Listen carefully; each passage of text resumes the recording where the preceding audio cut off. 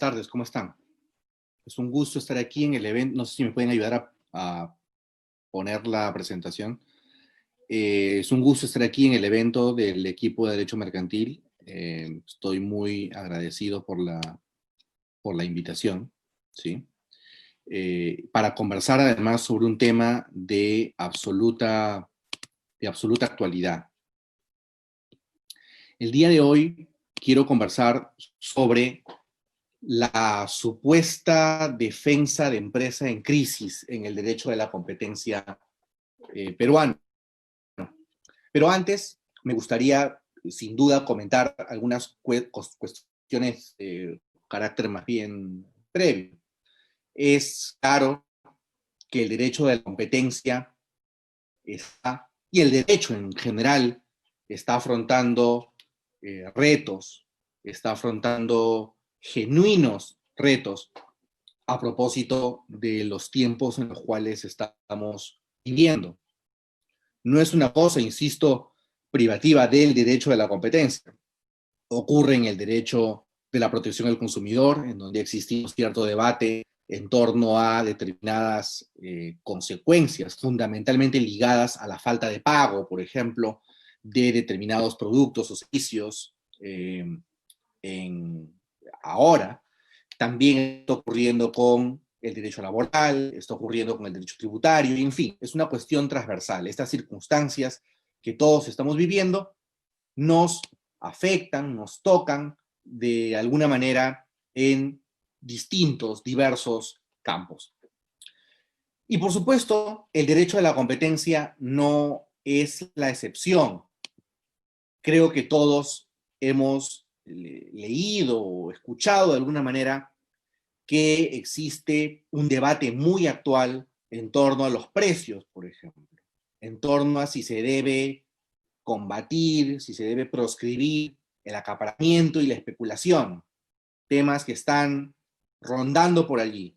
De hecho, Indecopi, la agencia de competencia, entiendo, ha hecho una propuesta, es cierto, acotada a el episodio específico de pandemia, eh, ligada a este asunto del control de precios del cual estamos hablando. En realidad, un poco un poco contradictoria la propuesta, si me permiten la palabra, de Indecopi, porque dicen por un lado que defienden una regulación anti-acaparamiento y anti-especulación focalizada en el tiempo de crisis, pero luego dicen que ellos no abogan y defienden el control de precios, lo cual es un poco contradictorio, como dije hace un momento, porque sancionar la especulación es un control de precios, y eso es un absoluto sinsentido. No es el asunto que voy a conversar el día de hoy. De repente, si alguien quiere que diga algo sobre el tema en particular, lo puedo decir. Es un tema bastante apasionante, este asunto del comportamiento de los precios en las circunstancias en las que estamos, y si debería hacerse algo por el precio alto para combatir estos precios altos que se pueden presentar en algunos mercados, en algunas industrias, pero no es el tema en el que me quiero concentrar. Solamente diré sobre el asunto de los precios, que hay que tener en cuenta que precios elevados suelen ser precios procompetitivos, es decir, precios altos suelen atraer competencia. Los precios altos atraen competencia. Son los precios bajos los que no atraen competencia. Y claro, puede ser políticamente bonito, políticamente rentable, renegar de los precios altos. A nadie le gustan los precios altos. Me imagino que a ninguno de los que está escuchando o viendo esta presentación le gusta pagar más por algo, pero más allá de lo que nos guste o no, eso no justifica una intervención en el mercado.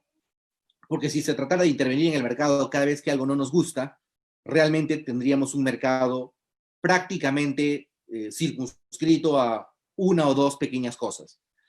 Entonces, es peligroso dar ese salto a el control de precios y a la intervención tan extrema, a mi juicio, en el mercado. Más allá de las nefastas probadamente nefastas consecuencias económicas asociadas al control de precios. Fundamentalmente problemas de escasez, fundamentalmente problemas de insatisfacción de la demanda de los consumidores respecto del bien cuyo precio estaba aparentemente subiendo. Y hay temas sensibles, ¿no? No quiero detenerme mucho en eso, insisto, no es el tema del cual quiero hablar el día de hoy, pero de repente han visto que hay todo un tema a propósito de las intervenciones en las farmacias, intervenciones que a mi modesto entender son absolutamente arbitrarias. Y claro, uno diría, bueno, pero es que la gente necesita medicamentos, ¿y cómo es posible que el precio de los medicamentos suba de esta manera? Pero bueno, a ver, la forma de asegurarse o de alguna manera permitir, viabilizar que los precios se reduzcan es otra, no es reprimiendo el cobro de precios elevados y cerrando farmacias. Esa no es la forma. La forma es otra. Si el Estado quiere realmente asegurar que los consumidores tengan medicamentos, el tema es bien simple: que compren los medicamentos y que los entreguen a la gente. Una vez que entreguen los medicamentos a la gente, la escasez se va a reducir. Y una vez que la escasez se reduzca, los precios van a caer. Y de paso, como va a existir más disponibilidad de los medicamentos, entonces va a existir competencia en el mercado y los precios deberían ir reduciéndose también. ¿Cómo no se baja el precio de los medicamentos? Castigando a los precios supuestamente abusivos de los medicamentos. De eso no se trata. Y tampoco se hace cerrando las farmacias, lo cual es por demás demencial, porque es una forma de reducir la oferta del producto que es escaso. Entonces, todo mal con respecto al tema del control de precios, lo digo con aprecio y respeto para Indecopi, que quiero entender, o mejor, quiero suponer que esta propuesta tiene buenas intenciones y que trata de alguna manera de ser sensible a las circunstancias en las que estamos, ¿sí? Quiero entender que se trata de un asunto de ese tipo, de sensibilidad a las circunstancias, lo entiendo, pero creo que a veces, diría yo, como regla general, deberíamos defender políticas públicas inteligentes antes que meramente sensibles. Pero bueno, un tema. También existe una discusión o un debate en torno a cuáles son las fronteras entre la colaboración procompetitiva y las colusiones. Porque claro, en el entorno en el que estamos, en el momento en el que estamos, se requiere, probablemente como no antes se ha visto, se requiere cooperación interfirmas, ¿sí? Por ejemplo, cooperación para realizar investigación y desarrollo, cooperación para producir, para llevar al mercado productos que son necesarios. Se requieren acuerdos, entendimientos entre empresas para desarrollar este tipo de innovaciones que tanto se requieren. Y claro, el San Benito de la colusión, de las prácticas colusorias, está por ahí rondando. Entonces es bien importante tener claridad respecto de cuándo empezamos a tocar el terreno de la concertación, de la colusión, y cuándo todavía estamos en el terreno de la colaboración, cuándo nos movemos aún en la colaboración procompetitiva y cuándo ya estamos en el mundo de la colusión anticompetitiva. No es un asunto que voy a abordar el día de hoy, pero insisto, es un tema, otro de los temas que el derecho de la competencia tiene que afrontar. Indecopi, con muy buen criterio, creo, ha aceptado, abrirse a las consultas, abrirse a recibir interrogantes de los administrados, de las personas interesadas. Me parece que eso habla muy bien de la transparencia del Indecopi y saludo que Indecopi haya tomado esa decisión. Me parece que todavía puede hacer más. Por ejemplo, me parece que todavía podría emitir la Secretaría Técnica de la Comisión de Defensa de la Libre Competencia informes no vinculantes que puedan por lo menos dar algo más de certidumbre a los administrados para embarcarse en un emprendimiento. Podría hacer eso. Pero esa es una idea. ¿Okay? Esa es una idea. Entonces, otro segundo tema. Y un tercer tema, que es en el cual me quiero concentrar el día de hoy, tiene que ver con este asunto de la defensa de empresa en crisis. Y este asunto de la defensa de empresa en crisis surge a propósito del régimen de control de concentraciones empresariales que tiene aún una corta vida en el papel, todavía no vida en la realidad, porque el sistema no está en vigor aún, pero sí realidad por lo menos formal, salvo el caso del sector eléctrico, en donde teníamos el sistema antes, pero como ustedes podrán ver en la presentación, el 19 de noviembre del año pasado se emitió ese decreto de urgencia, el 13 de 2019, que establece el control previo de operaciones de concentración empresarial en Perú. No es el propósito tampoco de la conversación del día de hoy hablar sobre las generalidades del procedimiento de control de concentraciones empresariales. Creo que muchos han expresado su opinión a favor de la existencia de un procedimiento de esta naturaleza en Perú. Muchos hemos expresado nuestra preocupación o nuestra discrepancia con la existencia de este tipo de procedimientos por diversas razones que las hemos conversado en varios foros, pero en todo caso ese debate ya pasó, más allá de que algunos hayan defendido la instauración de este sistema y otros hayamos cuestionado la decisión de instaurarlo. Lo cierto es que se ha instaurado, ¿sí? Y, digamos, podemos dejar la discusión sobre si es conveniente o no es conveniente, o si en verdad es la pata que le faltaba a la política de competencia, o simplemente es un acto de adivinación, como algunos hemos dicho, que es como como tratar de adivinar el futuro usando una bola de cristal. Podemos entrar a esa discusión más amplia, pero no es, insisto, el propósito de esta conversación entrar a ese tema de fondo sobre si es conveniente o no para el Perú tener un sistema de control de concentraciones empresariales. Digamos simplemente que Perú ahora existe un sistema de control de concentraciones empresariales que fue instaurado a través de este decreto de urgencia que ya mencioné y que ha merecido una modificación hace exactamente unos cuantos días. Como ustedes podrán ver allí, el decreto legislativo 1510 fue publicado hace literal unos cuantos días. Es una cosa muy, muy, muy actual y precisamente esa es la razón por la cual cuando se me invitó a este evento, lo cual agradezco enormemente, estoy encantado de estar aquí, me pareció adecuado abordar un asunto absolutamente actual, porque además hecha la modificación que ya veremos enseguida en el decreto legislativo que mencioné, una de las innovaciones de esta modificación al régimen de control de concentraciones se refiere, según dicen algunos, a esta defensa de empresa en crisis de la cual hablaré enseguida. Ok, cuando uno notifica a la agencia de competencia de una operación de concentración, esa operación debe ser evaluada a la luz de una serie de elementos.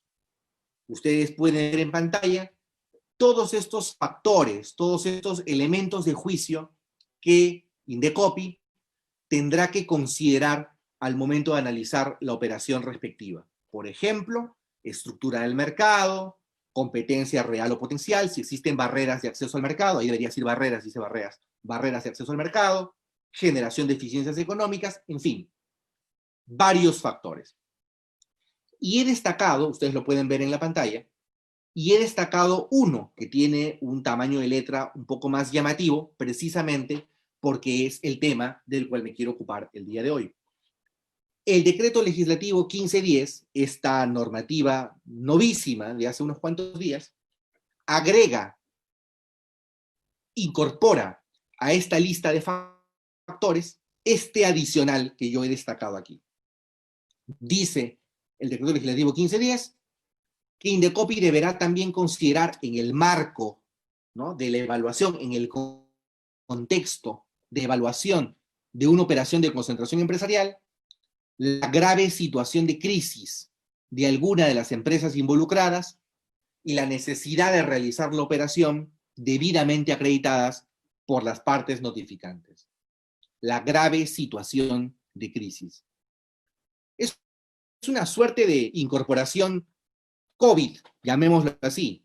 Evidentemente, el sentido, el propósito de que la agencia de competencia evalúe la situación de crisis de alguno de los agentes económicos involucrados en la operación está directamente referido, está directamente vinculado al contexto que estamos atravesando, ¿sí? En este momento es claro que la crisis está impactando en las empresas, está impactando en la sostenibilidad de las empresas. Y, por supuesto, esto incrementa la posibilidad de que empresas afectadas, debilitadas, deterioradas económicamente, traten de ser parte de algún tipo de operación que evite su salida del mercado, su irremediable salida del mercado, ¿no? Entonces, es natural, es razonable suponer que empresas deprimidas en las circunstancias tan difíciles que estamos atravesando tengan que apelar a ser parte de alguna suerte de operación de compra, por ejemplo, para poder subsistir. Y, evidentemente, esta es una circunstancia, es una situación que es previsible y que el decreto legislativo toma, considera y emplea como base para incorporar esta disposición de la cual estamos hablando el día de hoy. ¿Cuáles son los fundamentos para considerar la situación de crisis de un agente económico? En realidad, existen intereses contrapuestos, digámoslo de esta manera. Por un lado, no nos gusta la idea de que exista concentración, ¿sí? Es decir, que un agente económico, llamémoslo así, poderoso en el mercado, adquiera a una empresa, por más deprimida que sea, genera algún tipo de concentración en el mercado. La concentración, por cierto, no es mala palabra per se, ¿sí? Pero lo cierto es que la adquisición de empresas, las fusiones y etcétera, se entiende que generan un potencial, al menos, efecto en términos de concentración. Y la concentración en general no gusta. La concentración suele ser vista como algo problemático, porque más concentración en el mercado significa menos competencia en el mercado, menos competencia en el mercado significa más precio significa menos excedente del consumidor, y en general es una situación a la que no nos gustaría llegar, ¿sí? La idea de tener mercados concentrados es algo que en principio trataríamos de evitar, si es que pudiéramos. Entonces, eso de un lado.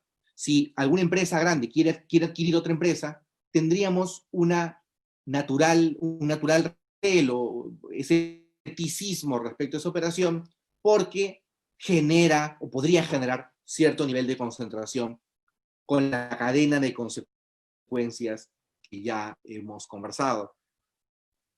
Pero del otro lado, tampoco nos gusta la idea de que un agente económico salga del mercado, ¿sí? La salida del mercado de un agente económico implica, por ejemplo, desempleo, ¿sí? Y el desempleo, la pérdida de puestos de trabajo, genera un impacto económico también en las familias que dependen de esas personas empleadas, generando otra vez un problema económico importante, porque si hay menos recursos económicos, entonces existe menos consumo, y en fin, se genera también una situación que no queremos. Entonces, esta situación de crisis en el marco de un procedimiento, en el marco de un contexto de fusiones y adquisiciones, genera una paradoja. Es claro que algunas empresas deprimidas económicamente querrán subsistir entrando a alguno de estos deals, ¿sí? Pero sabemos dos cosas. Lo que ya dijimos. Sabemos que la concentración en el mercado no nos gusta por estos efectos que hemos conversado, pero sabemos que no autorizar la concentración genera otros efectos, ¿sí? Es decir, si permitimos que esta empresa poderosa adquiera un poco más de poder, eso no nos gusta. Pero si no dejamos a esta empresa poderosa comprar a la empresa deprimida podría estar condenada a su absoluta salida del mercado. Y eso tampoco nos gusta.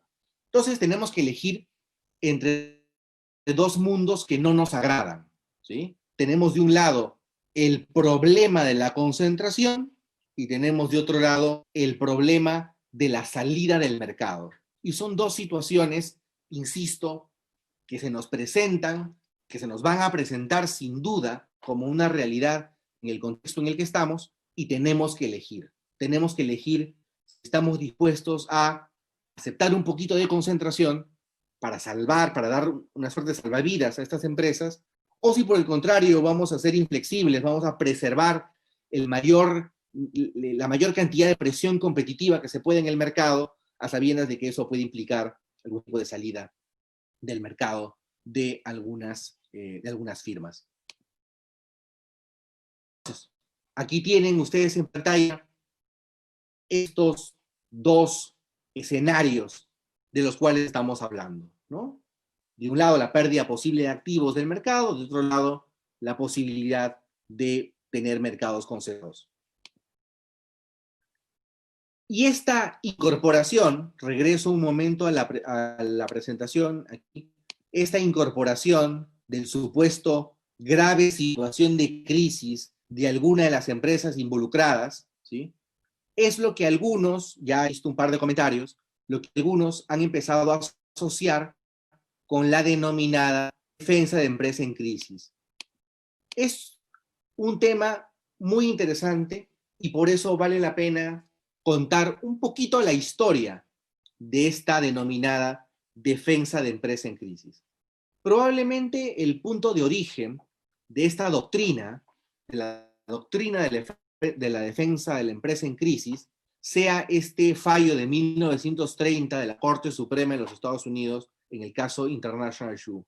Y en este caso, lo que plantea la Corte Suprema de los Estados Unidos es que hay escenarios en los cuales efectivamente debe considerarse también el impacto que puede tener la salida de estas empresas. Rápidamente les cuento un poco de qué se trataba el caso, ¿sí? International Shoe era una empresa que se dedicaba, como probablemente su nombre ya lo anuncia, se dedicaba a la confección de zapatos, a la confección y a la comercialización de zapatos. Y bueno, y esta empresa, International Shoe, adquirió una empresa llamada McElwain. Esta empresa, también dedicada al negocio de los zapatos, estaba en una situación económica bastante deprimida, ¿sí? En principio, la corte que analizó en primera instancia, digámoslo así, esta operación, consideró que había poca competencia directa entre International y la adquirida, digamos, de tal manera que no se redujera sustancialmente la presión competitiva en el mercado, ¿sí?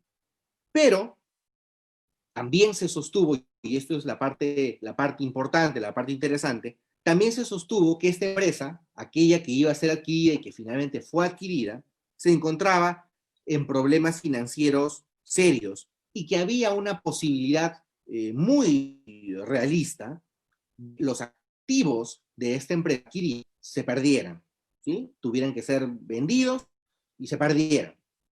Entonces, la Corte concluyó que si no se aprobaba esta operación propuesta por National Shoe, ¿sí?, probablemente no quedaría ninguna empresa, ninguna compañía viable, ¿sí?, que la liquidación era inminente y que la viabilidad del negocio sencillamente se daba por descartada, ¿sí?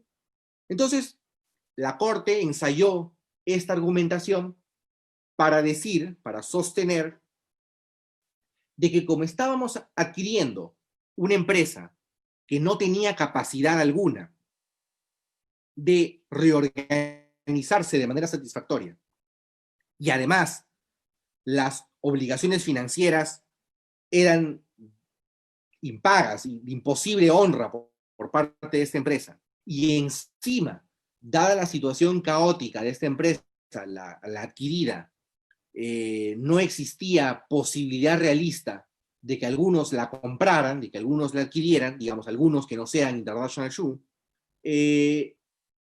en términos agregados, hacía sentido aprobar la operación. Ese fue un poco el razonamiento de International Shoe. Entonces, básicamente,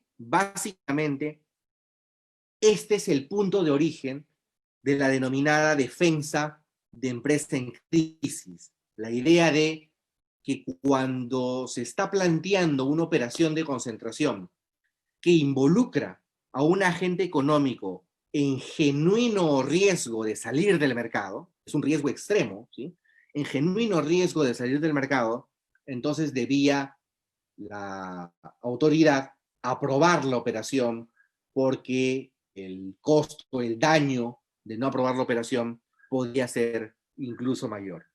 Entonces, la defensa de empresa en crisis se estructura esencialmente sobre la base de tres ideas. Primero, la empresa está en riesgo inminente, número uno. Número dos, esa empresa que está en riesgo inminente no tiene una oportunidad realista de salir airosa de una reorganización empresarial. Y número tres, no existe comprador alternativo posible para esa empresa. Por eso digo alternativo, porque estamos excluyendo al adquirente, al que está dando de que se le autorice, pruebe la operación respectiva. Ahora bien,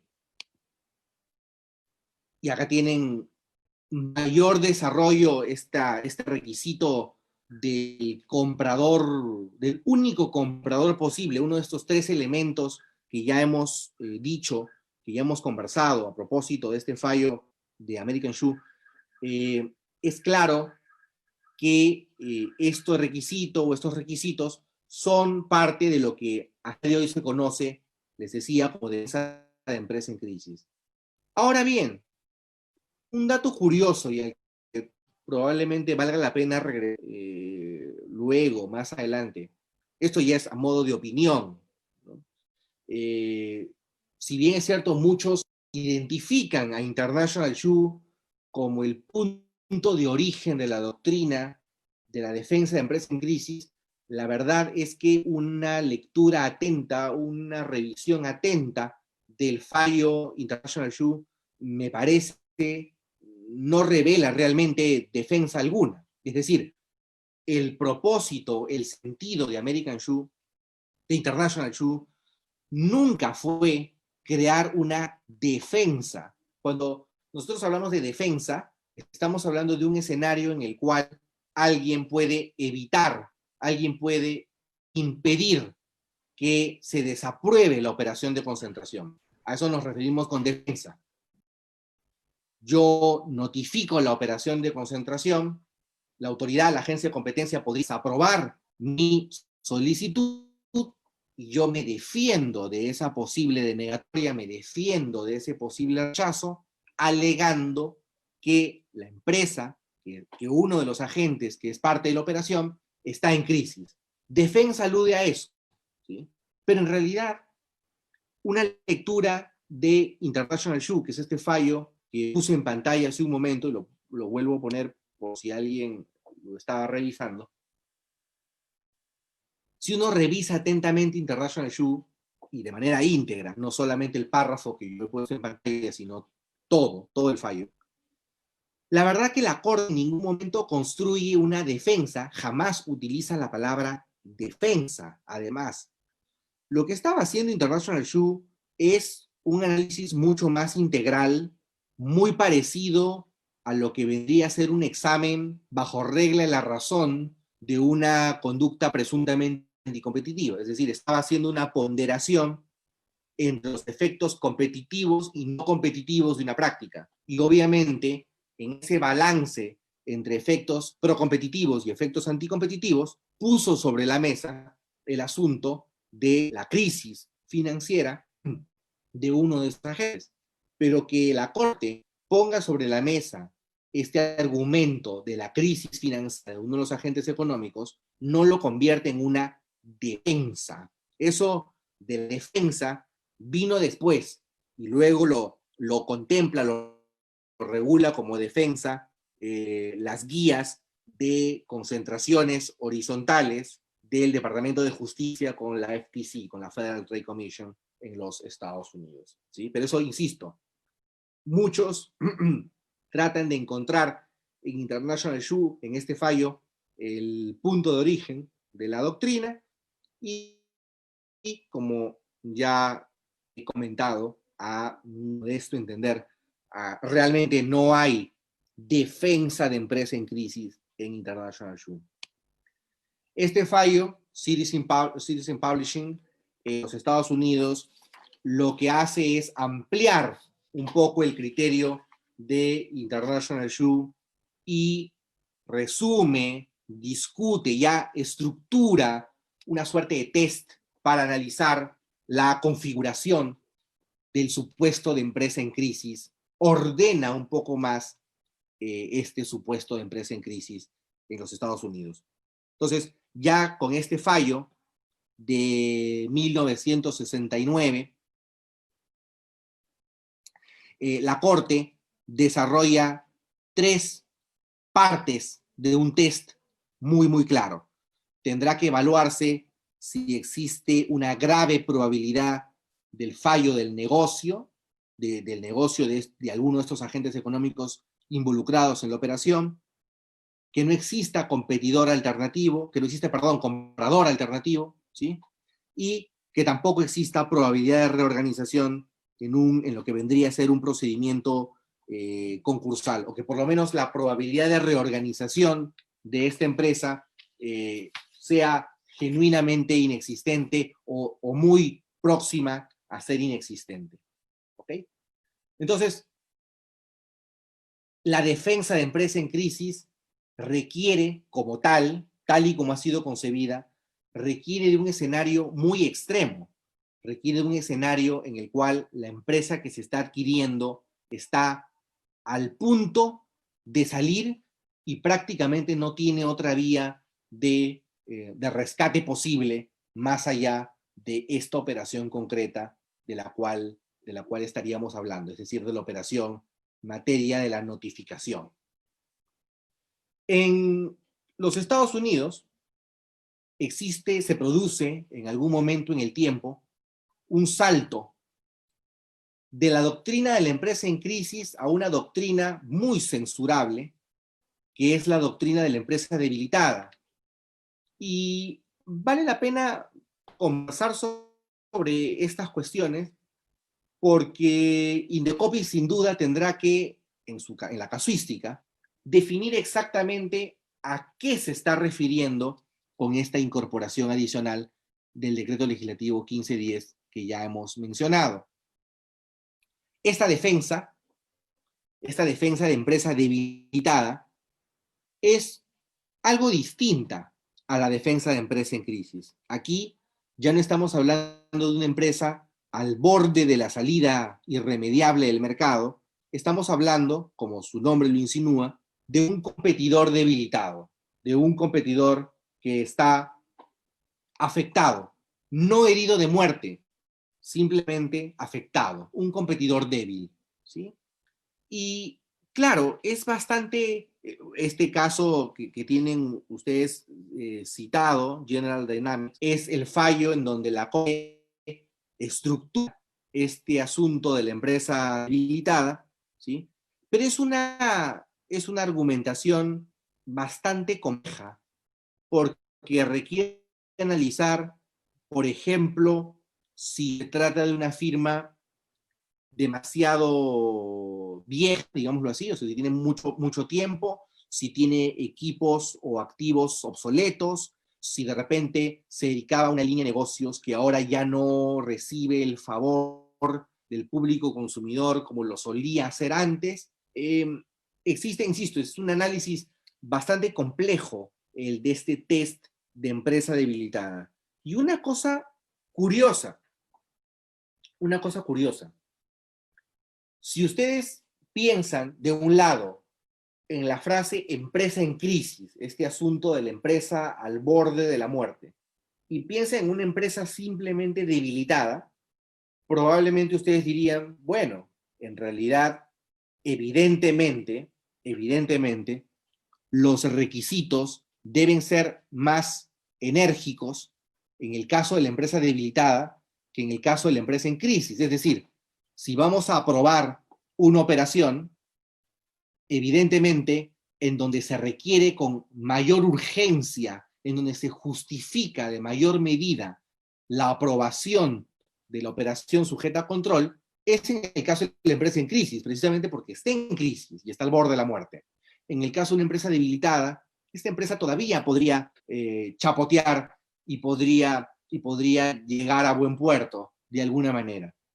Y sin embargo, ocurre algo bastante curioso en la jurisprudencia norteamericana. Cuando uno invoca la defensa de la empresa en crisis, tiene que observar este requisito del cual ya hemos hablado, este requisito de la demostración de que no existe otro comprador posible. Y en cambio, cuando uno argumenta la defensa de empresa debilitada, los requisitos son un poco más benévolos. Es decir, es un poco más fácil salir airoso de la defensa de empresa debilitada que de la defensa de empresa en crisis. Y es una cosa, insisto, curiosa, es una curiosidad de la casuística americana.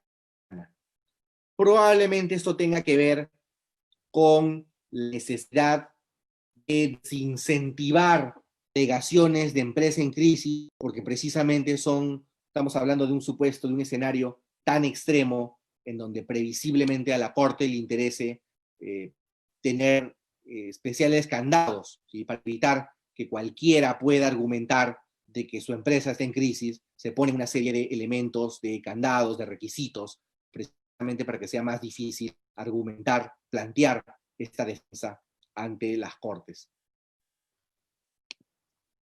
Y este asunto de la defensa de empresa en crisis no es un asunto privativo, exclusivo de la casuística norteamericana.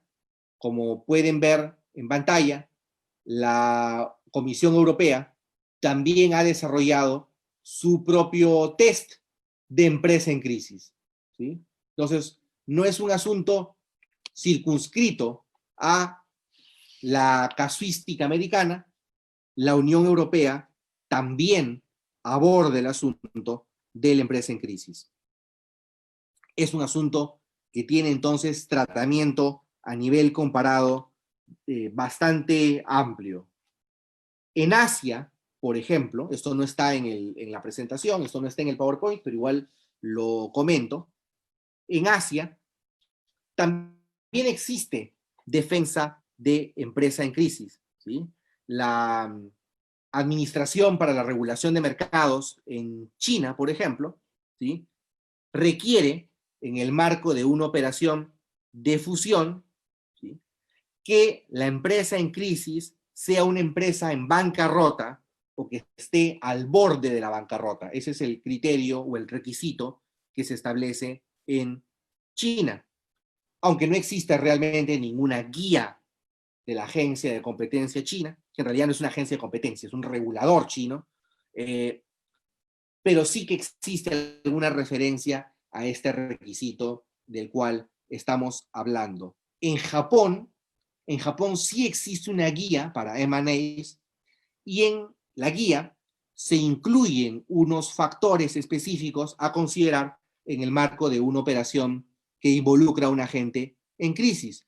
y la guía habla, si mi memoria no me falla, habla de algunos requisitos, como por ejemplo, existencia de pérdidas significativas, posibilidad de salida del mercado en el futuro cercano, y la posibilidad de que la combinación, la fusión, pueda impactar de mayor o menor medida en el proceso competitivo. Entonces, como pueden ver, Estados Unidos aborda la defensa de empresa en crisis, Europa aborda la defensa de empresa en crisis, Asia también hace lo propio. Entonces, es una cuestión transversal, ¿sí? Podemos encontrar esta famosa defensa de empresa en crisis, originada, como ya dije, a mi juicio, en una lectura apresurada, en una lectura quizás algo pobre, si cabe la palabra, del fallo International Shoe. Regresamos a la legislación peruana. Ya dijimos que el decreto legislativo 1510 incorpora este supuesto, grave situación de crisis.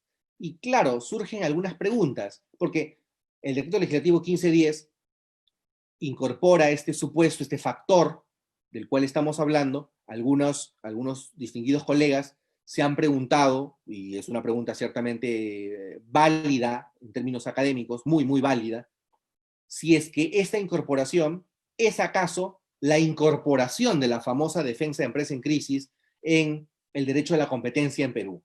¿Sí? Esa es la pregunta que el día de hoy tendríamos que abordar. ¿Es que el decreto legislativo 1510 ha creado una defensa de empresa en crisis en el derecho a la competencia peruano? Mi respuesta es un no del tamaño del MISTI. Y quiero dedicarme unos pequeños, cortos minutos para ir cerrando, para que la hora no se nos pase, en contarles por qué creo que no. Más allá de que acá, como lo pueden ver en la presentación, aquí hay algunas frases, términos, que sin duda Indecopi tendrá ir que precisando en su casuística. Comprenderán ustedes que estoy comentando una normativa que tiene literal unos cuantos días. Este decreto legislativo, el 1510, del cual venimos hablando, fue publicado en El Peruano el 11 de mayo, y además publicado en El Peruano en edición extraordinaria del 11 de mayo, o sea, para todos los efectos el 12, digámoslo así. Hoy estamos 22 de mayo, si mi memoria no me falla, creo que estamos 22, con lo cual esto tiene 10 días, 10 días de nacido, 10 días de incorporado. Entonces, en 10 días de incorporado surgen preguntas, obviamente no tienen respuesta en este momento y que no van a tener respuesta hasta dentro de un buen tiempo. ¿Qué cosa es grave crisis en el lenguaje del decreto legislativo 1510? ¿Qué cosa es necesidad de realizar la operación en el decreto legislativo 1510? Grave crisis parece que fuera defensa de empresa en crisis, es decir, al emplear la terminología o el término grave, pareciera que nos pensar en un escenario genuinamente grave crisis, es decir, si yo no autorizo operación, esta empresa adquirida sale del mercado. Pareciera que a eso se refiere la expresión, o que a eso podría referirse la expresión grave crisis.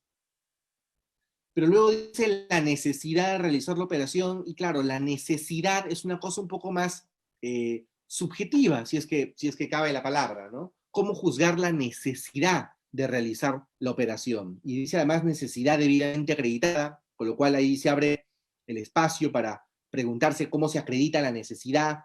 Como pueden ver, sin duda este asunto va a merecer aclaraciones importantes por parte de la casuística de Indecopi, sin duda. Ahora, un punto adicional, un punto importante aquí, es que cuando de un lado la normativa habla de grave situación de crisis y de otro lado habla de necesidad, utiliza la palabra y, no utiliza la palabra o, con lo cual debemos entender que es una grave situación, o sea, que debe analizar la grave situación con la necesidad de realizar la operación. O sea, que eso no basta que exista una abierta y amplia necesidad de realizar la operación sin que no concurra junto con esa necesidad la grave situación de crisis. Entiendo que esa es la lectura que debemos darle a este decreto legislativo 1510 y probablemente sea la lectura más pro competencia, la que sin duda debería elegir el INDECOPI, es decir, abrir el espacio para ponderar, para considerar estos supuestos de crisis, pero sin duda no abrir la puerta par en par para que todo el mundo invoque este supuesto y trate de hacer que se aprueben sus operaciones. Entiendo que no es el escenario que se ha pretendido. Ahora, yo les decía que algunos sostienen que esto es defensa de empresa en crisis. Yo les decía que no me parece que sea defensa de empresa en crisis. Y la razón por la que opino, por la que considero que no estamos realmente ante la instauración de una defensa de empresa en crisis en Perú, la pueden ustedes ver en pantalla. En primer lugar, lo que se ha incorporado en el decreto legislativo 1510 son factores que se tienen que tener en cuenta, ¿no? La norma dice, tiene en consideración, entre otros, ciertos factores. La expresión defensa de empresa en crisis hace referencia, como ya lo habíamos conversado hace un momento, a la posibilidad de que alguien de alguna manera sostenga que la operación tiene que ser aprobada porque uno de los agentes económicos está en crisis. Es una genuina defensa ante la posibilidad de la desaprobación de la operación notificada. No existe en nuestra normativa de novísima de control de concentraciones nada que nos haga pensar que es una defensa. Es simplemente un elemento de juicio. Es decir, INDECOPI evaluará varios factores, de los cuales uno de ellos, y además la norma dice, entre otros, algo, dicho sea paso, usual en nuestras normativas nacionales, utilizar estos fraseos, entre otros, luego ya nos preguntamos qué otros, y la respuesta es los que digan INDECOPI, tenemos ahí un problema ahí de predictibilidad, pero bueno, más allá de eso, es claro de la redacción de la normativa, les decía, que cuando dice tiene en consideración otros, es que se está refiriendo a factores a evaluar, a ponderar. No es una defensa, tendrá que evaluar esta situación, esta circunstancia debidamente probada a la luz de todos los otros factores que la propia normativa menciona. Y de hecho, como segundo argumento, el propio artículo 7 habla de la carga de la prueba de un posible impacto anticompetitivo, lo cual, otra vez, hace pensar, hace sostener que esto no puede ser una defensa de empresa en crisis, que no se ha instaurado en el Perú la defensa de empresa en crisis, porque si fuera una defensa de empresa en crisis, entonces no se entendería esto de la carga de la prueba del impacto anticompetitivo. O sea, si ya está la defensa, ¿cómo podríamos, salvo que fuera la defensa de empresa en crisis, la cual pudiera ser desactivada cuando existen más efectos anticompetitivos? Fíjense ustedes, precisamente la mención a esta carga de la prueba del impacto anticompetitivo parece que se ajusta a la pretensión original de la Corte en International Shoe. Mi apreciación, mi lectura, es que la Corte, en ese fallo de la Corte Suprema, International Shoe, del cual ya hablamos, ¿sí? La Corte Suprema de los Estados Unidos jamás trató de crear una defensa de crisis, jamás trató de crear una defensa de empresa en crisis. Luego algunos quisieron leer una defensa de empresa en crisis y luego la crearon a partir de lo que leyeron o dejaron, pero ciertamente la Corte International Shoe no creó una defensa de empresa en crisis. Tengo la convicción de que Perú, de que esta norma, de que este decreto legislativo 1510, en el espíritu de International Shoe, tampoco ha querido crear una defensa de empresa en crisis. Simplemente ha querido poner de manifiesto que ante las circunstancias en las que estamos, habrá que hacer una evaluación bastante detenida de posibles efectos adversos, de posibles efectos anticompetitivos y contrastarlos con aquellas posibles eficiencias que puedan demostrarse o probarse en la operación, en la evaluación de la operación en concreto. Este asunto del impacto del COVID en el derecho a la competencia es realmente apasionante. Empecé contando de algunos de los puntos que se nos presentaban el día de hoy como reto y además como espacio de análisis, de estudio para los que nos dedicamos al derecho a la competencia. Hablé de los precios, he tenido oportunidad de ya participar en algunos eventos en donde he hablado de este asunto del control de precios y la regulación de los precios. Es la razón por la cual el día de hoy elegí no meterme de nuevo en el asunto de los precios, porque creo que ya dijimos muchos bastante, aunque la verdad que empiezo a pensar que no hemos dicho lo suficiente a la luz de las cosas que estamos viendo en los últimos días.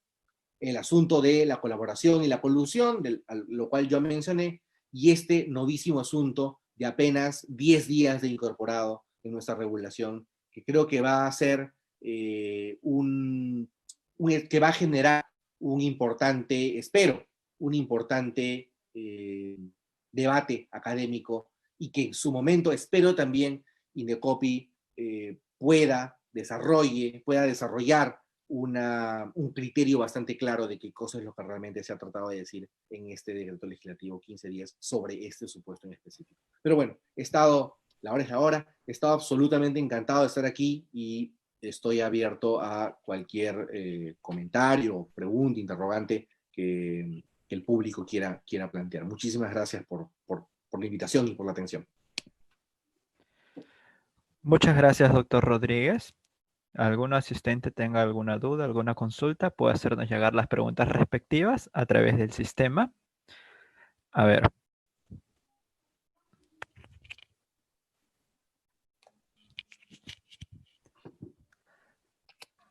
A ver.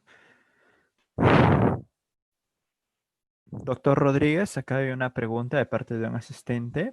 Me comenta, la pregunta es, de acuerdo a su exposición, ¿cuáles vendrían a ser los efectos negativos que podrían darse por la modificación de la norma? Gracias. En realidad lo que yo creo es que si este factor se interpreta de manera muy light, digámoslo así, es decir, se interpreta con no mucho celo, a eso me refiero, podríamos estar abriendo la puerta a que se aprueben concentraciones que potencialmente generarían algún tipo de riesgo en competencia. Ahora, quiero ser absolutamente cuidadoso en esto que acabo de decir. Ese sería el efecto negativo si es que asumimos la premisa de que las concentraciones, por regla general, generan efectos negativos. Es decir, estamos en el entendido, ¿no? El entendido de que la concentración puede generar estos efectos adversos en precio y tal. Obviamente, interpretar este factor adicional como una genuina defensa podría evidentemente habilitar a que existan más aprobaciones, que se aprueben más operaciones de las que deberían aprobarse, y eso, en este entendido, digamos, en esta premisa, podría generar los efectos que hemos conversado. ¿Por qué aclaro esto? Porque, como dije hace un momento, no era el sentido o el propósito de esta pequeña conversación, pero en mi opinión, es una opinión absolutamente, digamos, propia y creo conocida, no soy una persona que vea con buenos ojos a los sistemas de control de concentraciones. Me parece que en general satanizan a las concentraciones y creo que a su vez, digamos, estos sistemas, creo que de alguna manera imposibilitan, bloquean, impiden que se generen economías de escala y se generen eficiencias importantes en el mercado. Todo ello adicionado a que los que han, a mi juicio, defendido la instauración de este sistema, creo que lo han defendido con argumentos que no son plenamente convincentes. Se han utilizado argumentos de mucha índole, desde que casi todos los países tienen este sistema, lo cual me parece una tontería, hasta que hasta que este sistema es imperativo, digamos, porque para ingresar digamos, al organismo de cooperación se nos pide esto como requisito sine qua non, en fin. Yo creo que ha habido mucha discusión, pero al final del día el tema se circunscribe a lo siguiente. Si uno quiere instaurar un sistema de control de concentraciones, como en general cualquier tipo de intervención o política regulatoria, tiene que probar que los beneficios son superiores a sus costos. Y yo creo que eso no ha sido demostrado. Pero como dije, ya de alguna manera salimos de ese debate porque ya está, ya tenemos el régimen aprobado y entrará en vigencia en el año 2021. Creo que no mencioné eso en la presentación, pero de repente a alguien le interesa saber cuándo entra en vigencia este sistema de control de concentraciones, ¿sí? Y la normativa, con el cambio, con el decreto legislativo 1510, sostiene que la entrada en vigencia de este régimen es el 1 de marzo de 2021. Otro efecto COVID, ¿no? Aplazar la entrada en vigencia del régimen de control de concentraciones. Muchas gracias, doctor García, doctor Rodríguez. ¿Tiene espacio para una pregunta más? Sí, dale, la pregunta. A ver. A ver, un asistente me hace llegar la pregunta sobre en qué consiste la delimitación que menciona cuando hablamos de colusión anticompetitiva. Ajá. Ok, bueno, un poco lo que comentaba era lo siguiente. En primer lugar, la colaboración entre empresas no es algo negativo. Eso debería estar, creo que lo dije y vale la pena repetirlo nuevamente. La colaboración es algo muy positivo y en momentos en los que está es especialmente necesaria. No solamente es algo positivo, es una necesidad. Requiere que las empresas colaboren. Pero claro, cuando uno habla de colaboración entre empresas, se abre el espacio para posibles prácticas anticompetitivas. Como sabemos, la ley de represión de conductas anticompetitivas, que además este decreto legislativo 1510 también modifica en algunos puntos, concretos, es cierto, muy pequeños, pero lo hace, la normativa peruana, proscribe las prácticas colusorias cuando tienen ciertos caracteres, ciertos requisitos, ¿sí? En algunos casos estaremos frente a conductas sujetas a prohibición absoluta, en otros casos estaremos hablando de conductas sujetas a prohibición relativa, que es un asunto, insisto, bastante más preciso y en el que podríamos tomarnos bastante tiempo, pero lo cierto es que cuando uno investiga un crimen de cartelización, que uno suele evaluar, por ejemplo, intercambio de información, por ejemplo, oportunidad de contacto entre los agentes económicos. Y claro, cuando entre las empresas necesitan colaborar entre sí, ¿qué cosa hacen? Comparten información, obviamente tienen contacto. ¿Me siguen? Entonces, claro, algunos de estos elementos propios de la cooperación pueden ser también elementos de riesgo en un posible caso de colusión. Entonces, la pregunta un poco el comentario era, ¿dónde empieza la discusión, dónde empieza el terreno de la colusión y dónde acaba el terreno, consecuentemente, de la cooperación? ¿Cuándo estamos bien cooperando y cuándo estamos ya metidos en un cártel, por ejemplo? Y yo creo que no existe todavía, obviamente, claridad sobre el asunto. Insisto, creo que está haciendo esfuerzos por tratar de señalizarle al mercado de que no cualquier entendimiento entre empresas está proscrito, ¿sí? Por ejemplo, convenios de cooperación, investigación. Normalmente, el tratamiento benévolo, un poco de frente a la médula de la pregunta que se me hizo, Normalmente el tratamiento benévolo de un intercambio de este tipo depende de si existe complementariedad a un propósito lícito, a un propósito válido. O sea, un entendimiento puede tener un propósito abiertamente anticompetitivo, es decir, me pongo de acuerdo con mi competidor porque quiero fijar los precios o porque quiero repartirme el mercado, o podría ser que entre entendimiento porque quiero generar una sinergia específica y a propósito de esa sinergia que redunda en el bienestar de los consumidores y en la investigación que sea, se requiere trazar algún tipo de restricción puntual sobre el precio, sobre algo, pero no porque el propósito sea concertar el precio, sino porque para generar la eficiencia necesito generar algún tipo de mini restricción, digámoslo así. Entonces, la distinción de trato normalmente pasa por, este es un acuerdo lisa y llanamente anticompetitivo, o este es un acuerdo que sirve a un propósito mayor, que es válido, que está justificado, y eso es un asunto que Indecopy analiza, obviamente, caso por caso. Listo. Muchas gracias, doctor Rodríguez, por su participación en la ponencia. Ha sido muy interesante, sobre todo para la videoconferencia a propósito del impacto del COVID-19. A nombre del equipo de Derecho Mercantil, le hago llegar nuestro agradecimiento por haber contado con usted en esta ocasión y esperamos también en ocasiones venideras a futuro poder volver a contar con su participación en este tipo de discusiones que siempre son interesantes para profundizar en todo lo que vendría a ser el impacto de la rama mercantil. Encantado y otra vez un saludo especial a todos los asistentes a este evento. Gracias.